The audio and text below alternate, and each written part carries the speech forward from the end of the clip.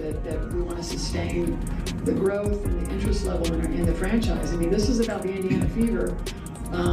Yes, we have a foundational player in Caitlin Clark and Leah Boston, and we're going to continue to add to that. But I want this team to be the leader in the country, and a brand, an enduring brand, like Apple or something. I mean, we have a real opportunity. This is the story of a woman who built a professional basketball franchise from scratch, won a championship, left to break barriers in the NBA, and then came back at the exact moment everything changed.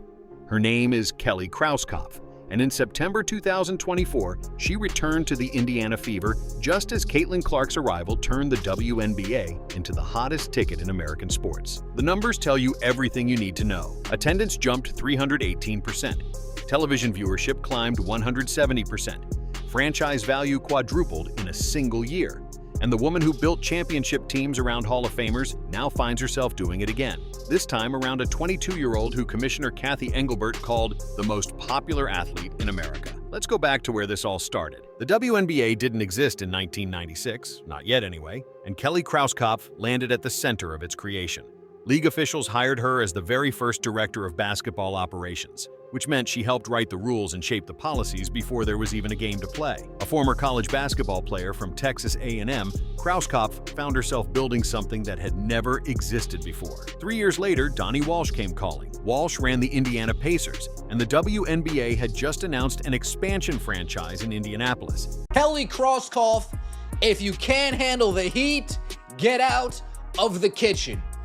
If you were perfectly fine when Fever fans were bending over, kissing, applauding your decisions, you better stand here and take it when Fever fans are pissed off, upset, and are voicing their displeasures. If our voice mattered that much then, you best believe it matters that much now. He needed someone to build the whole thing from the ground up, and he recruited Krauskopf to do it. Think about what that assignment looked like. No roster existed. No coaching staff had been hired. No front office infrastructure stood in place. Just a blank canvas and a deadline.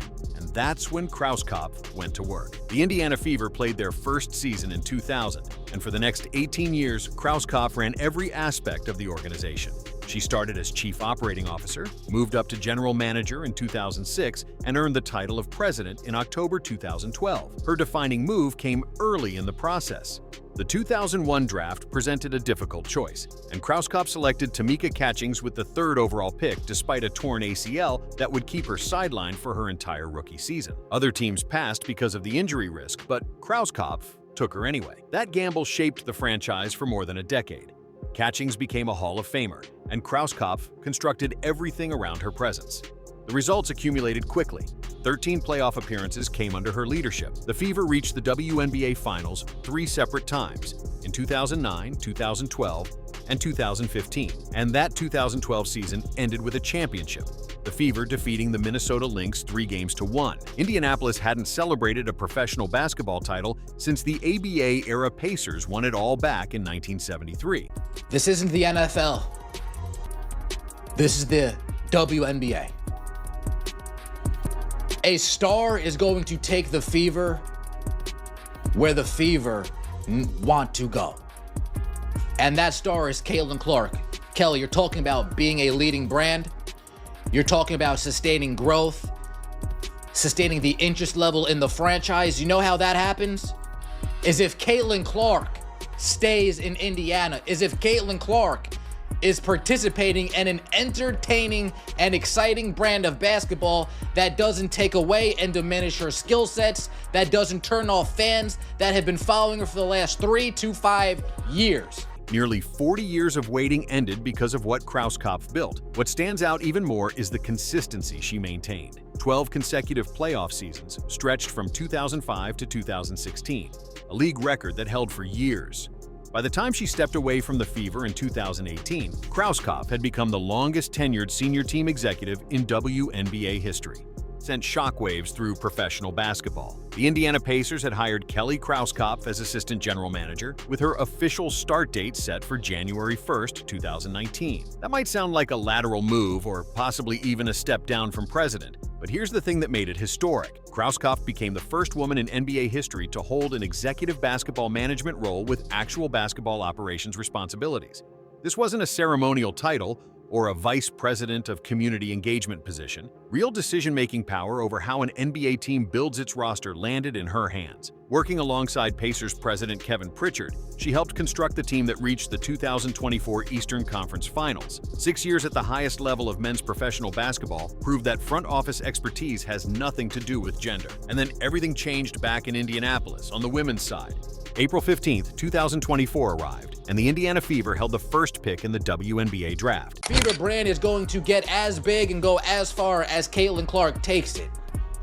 And I don't think Kelly Krauskopf understands that. And the latest video that is surfacing, floating around, being consumed by Fever fans across the globe, because this is an international superstar they have on their hands. This may have been the straw that broke the camel's. Lynn Dunn, serving as general manager, selected Caitlin Clark from the University of Iowa.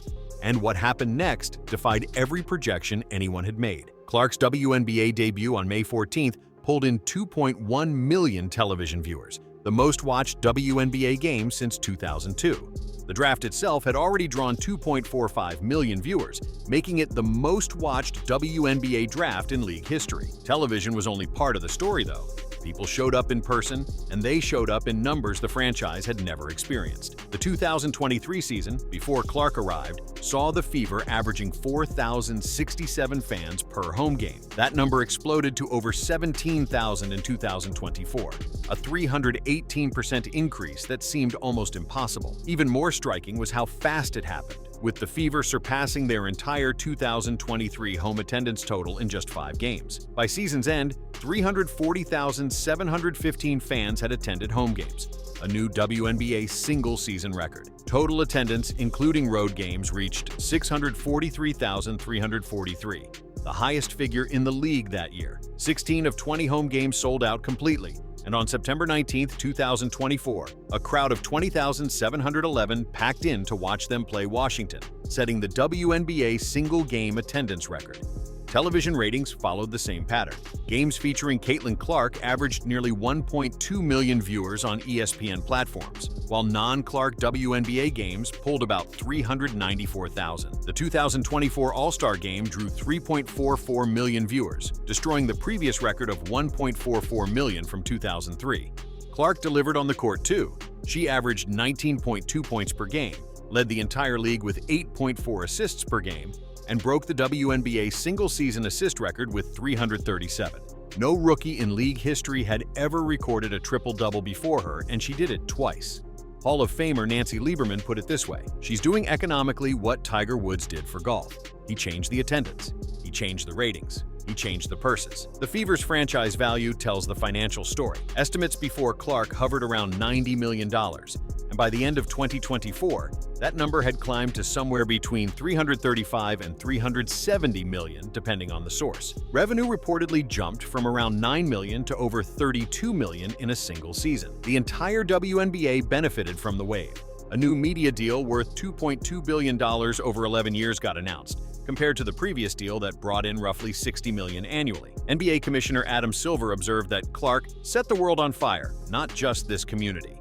September 23, 2024 brought the most significant move of the year, announced just as the Fever headed into the playoffs for the first time since 2016. Kelly Krauskopf was coming home. Mel Raines, CEO of Pacers Sports and Entertainment since June, named Krauskopf as president of basketball and business operations. The hire marked Raines' first major decision in her new role. Krauskopf admitted to hesitating at first. "I had to really think about it because for me, the first 18 years about killed me," she told the Fieldhouse Files. When you're trying to keep the business going and trying to keep the team moving in the right direction. She also understood exactly what this moment represented. "Anytime you're asked to return to a place that you helped build, it's special," she explained. "I certainly wasn't thinking of this as an option at the point in my career where I am, but I'll say Mel Raines is a good recruiter."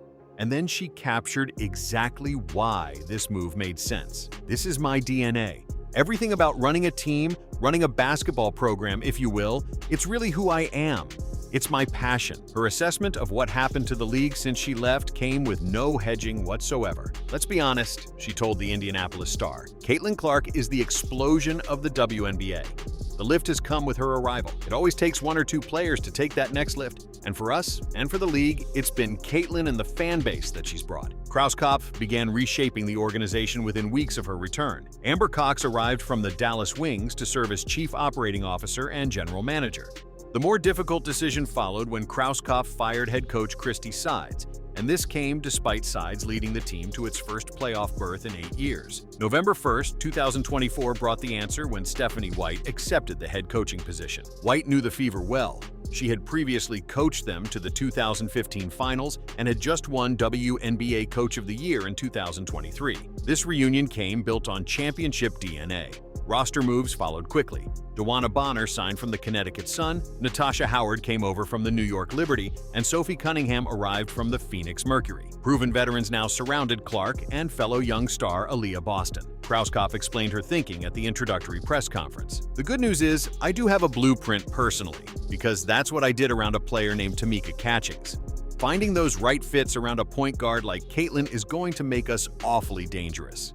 She even drew a comparison to Pacers star Tyrese Halliburton. She, much like Tyrese Halliburton, gets you the ball in places that you didn't even know you were open because she passes to space. January 2025 brought the announcement of a $78 million practice facility, a 108,000 square foot sports performance center connected to the arena by Skybridge. 2 full courts with data technology, hydrotherapy pools, recovery suites, and childcare facilities will fill the space when it opens. Only 3 other WNBA teams have exclusive practice facilities of their own. Clark endorsed what she saw happening. I think the next few years are going to be amazing for this franchise, she said. Hopefully we win a few championships. Kelly Krauskopf picked up her first basketball at 10 years old. Caitlin Clark turned 10 years old the same year Krauskopf's Fever won that 2012 championship. Their paths have now converged at the perfect moment. Krauskopf built a franchise from nothing once before, constructed championship rosters around generational talent, and broke barriers in the NBA along the way. Her return to Indianapolis came precisely when the opportunity looked greatest and the expectations ran highest. The 2024 Fever finished 20-20, making the playoffs before falling to Connecticut in the first round. But this story reaches beyond one season. What comes next is the point. Clark won Rookie of the Year with 66 of 67 votes and made the All-WNBA first team, becoming only the 5th rookie ever to earn that honor. Time magazine named her Athlete of the Year. The Associated Press named her Female Athlete of the Year. And Kelly Krauskopf is building around her the same way she once built around Tamika Catchings. There was concern of, would the fans fall off or would they stay? Krauskopf reflected. But the fans that came with her stuck with us. That's what Caitlin brought. It took a player like Caitlin to introduce the W to many fans who weren't watching during that 12-year playoff streak that we were on. The architect has returned. The foundation is set. And in Indianapolis, they're not just building a team anymore. They're building for championships.